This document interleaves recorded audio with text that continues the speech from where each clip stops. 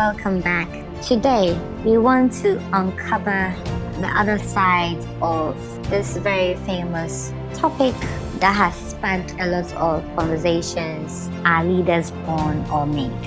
This is Side Profile. Stay tuned.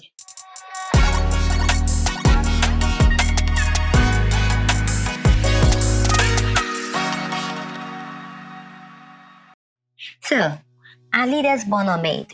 We hear this so much. It's on the internet. We talk about it. There has been a lot of academic discourse and debate about the subject. And today we want to give our take on the subject, or also explore what this means. So, who is a leader? Is the first thing to come to mind. And are they born or are they built? As in, are they made? Is it enough to say, oh, I'm shy, I'm a leader? And can you be a leader when you are not in the front, so to speak? So can you lead from the back where you are under covers, but you're still leading?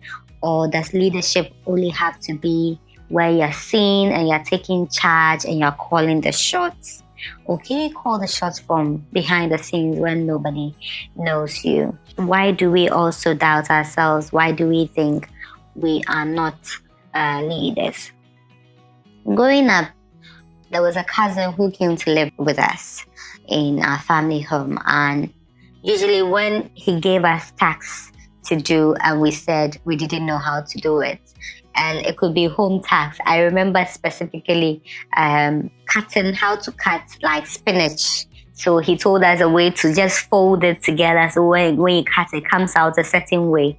And I would constantly say, I don't know how to do it. And he would give me a very cheeky response back and ask me if when he was being born from his mom's stomach, he was holding a knife and a spinach trying to cut it. And what that essentially means is that it's a skill he's come to learn. And so if he's teaching us, we can also learn. So this is a very good analogy about how when you don't know something, just being open-minded about it and trying to learn when you are being taught is very, very important. I personally think that leadership is a decision. And when we talk about leadership, you are thinking, oh, I'm not a politician. I don't even want to do politics. Who is talking about just politics leadership? Or being a company director, and I'm not that. Leadership it can't even be seen in your home. If you're a person, you're gonna grow, and if you want children, you're gonna have children. So even being a leader in your own home, we talk about leadership and our mind sadly goes to big platforms, but that is leadership as well. But have we also considered the other aspects of leadership? Where it's leading our siblings, if we're a bigger sibling, leading our children, our family, and things like that. Being church leaders, being leaders in any sphere or field that you may be in. Again, there's a myth about being born a leader. Where people have argued, oh, Nelson Mandela, the great Nelson Mandela, was a leader, or even Martin Luther King. Or even in Ghana, people think that the late J.J. Rawlings, he is charismatic and he's a leader. Kwame Nkrumah, who led Ghana to independence, and all those things. People think, these people must have been born leaders. It was their destiny. They must have been born leaders. They didn't have anything else to do than to be leaders. Let us take note that even Mandela, he built leadership through resilience and through the hardship he went through. Nothing was given to him on a silver platter. And also Martin Luther King refined his voice through study and experience. So it didn't come at once. When they were giving birth and the first cry, I don't think even their moms anticipated that they would be what they became. So it's about constant training our minds and wanting to be. That is where the discussion of being open-minded even comes to bear. So all these big people we know about Apple, Tesla, I don't think on the first cry of their birth, their mom thought they would be that. They didn't. The people have been things that they could only imagine. I watch a lot of podcasts and a lot of conversations about people who have become, and most of them would tell you, look, I didn't even know this was possible. I love Serena Williams so much. She is a talented tennis player all over the world, currently retired, but yeah, even when she was pregnant at the point, she was training as though nothing had happened. It really inspired me that what are you doing if you're not trying to do something and be something?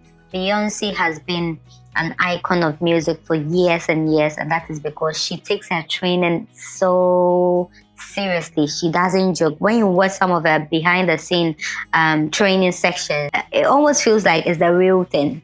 She takes every opportunity to be great and come out to deliver something, because people are paying for greatness. Nobody is paying for mediocrity. If people are coming, people go and queue to get the latest version of an iPhone. Why do you think that's? Because the product is good. It serves them. So people will queue just to be able to boast and say, I was part of the first 100 or the first 10 or even the first one to get a latest iPhone. So the product or the service you're providing, you have to make sure that you are doing something that is quality, because people love quality and that will just attract people. So let's see the traits of people who we think are born leaders. When we see people who are confident, we may think, oh, this person must have been born like that. Charismatic people, bold people, and the ability to speak publicly. All these are some traits that we see in people, and we go like, oh, this person must have been born a leader. I think it goes with temperament and people being either extroverts or introverts. So some people are generally loud. It doesn't mean loud people are leaders. And it doesn't mean if you're an extrovert and you are shy and you don't like talking in public spaces, it doesn't mean you are also not a leader. I had conversations with some friends over lunch the other day, and then we were talking about being shy. They just concluded the conversation and saying that being shy doesn't pay in this world, because you have to go for opportunities, you have to ask people for things, and there's a 50% chance that they will say yes or no. But really and truly, you only need one yes. You will get so many no's in your life. You ask for opportunities, you write proposals and send them around firms, asking for opportunity. Just give me an opportunity. Most of them will say no. But all you need is one yes. And once you do that, you'll be able to really hone in your confidence and whatever niche you want to be in. Also, the real leadership shifts. Leadership starts when you stop blaming others. Oh, I'm not this because of that. I couldn't become this because my teacher discouraged me. They told me I couldn't be enough. Stop blaming. That is the first realization you have to come to. You also have to take ownership. What can you do better? What are you not doing? Young people today spend so much time on social media. Social media is very good too. It can be serving you if you are using it the right way. So taking ownership is very important. Also, learn to make hard decisions. If you have to sleep an hour less to be able to learn and practice and develop your leadership abilities, you have to do that.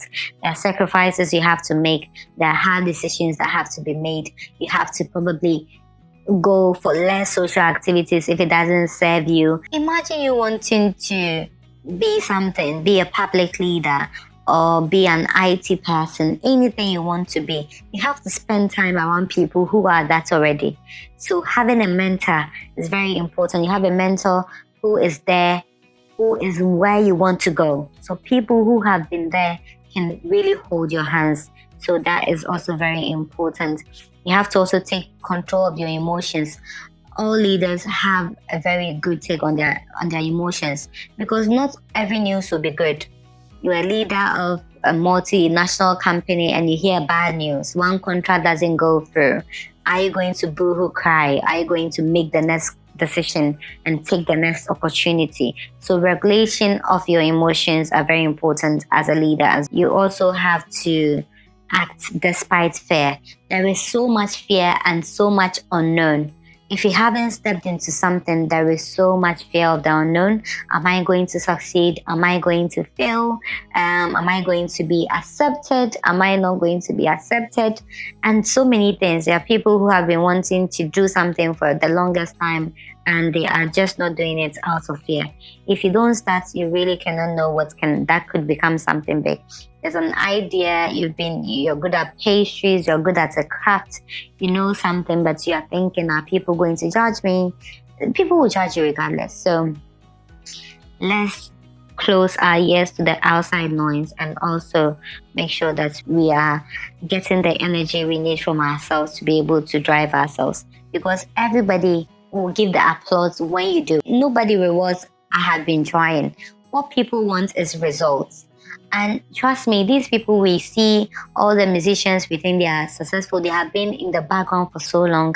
They have been training, they have been practicing. Good footballers train. The artists, you see them, they train on their stamina, they train on their techniques and everything. So people will be applauding the results. That is what we want to see. Nobody cares about if you've been trying. So try harder and make sure you're trying to succeed, because the applause will be louder when you succeed and people will really cheer you up when you succeed and not when you're trying. Trying doesn't get anything. Unfortunately, the world is ruthless now, and so trying doesn't get you far. People want to see results, results, results. This is what I want to close with. Empowering ourselves. We have to really empower ourselves. Surround yourselves with people who will empower you, who will encourage you. The story about when the teacher told me that I couldn't become a journalist because I wasn't good enough academically. I mean, I didn't let that get to me. When you fall down, you have to be quick to get up, dust off, and move on, because that is what is really about. I want to conclude with this position. I don't think leaders are born. Leaders are made. Are people born more vocal? Are people born with the temperament of being extroverts and they're generally saying things come to them easy? Yes. But imagine being born as a singer, if there was anything like that.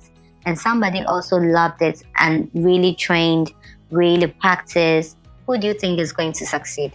Is it the person who keeps practicing? If you're a good dancer and you don't practice, people are going to outdo you and outshine you. So I don't think leaders are born. Leaders can be built through uncomfortable choices. They can be built through making hard decisions, stop blaming others, taking ownership, and really knowing how to control our emotions. But importantly, stepping out of fear to take an action and make a decision about your future and about being a leader. So thank you. I hope this conversation has been helpful. Let's keep it going in the comment section. Tell me what you think, your own position. Do you think leaders are born? Do you think leaders are made? Are there any examples you can give? But really, thank you for being here. Please do share, comment, and subscribe to be a member of this family. Until the next one, stay tuned.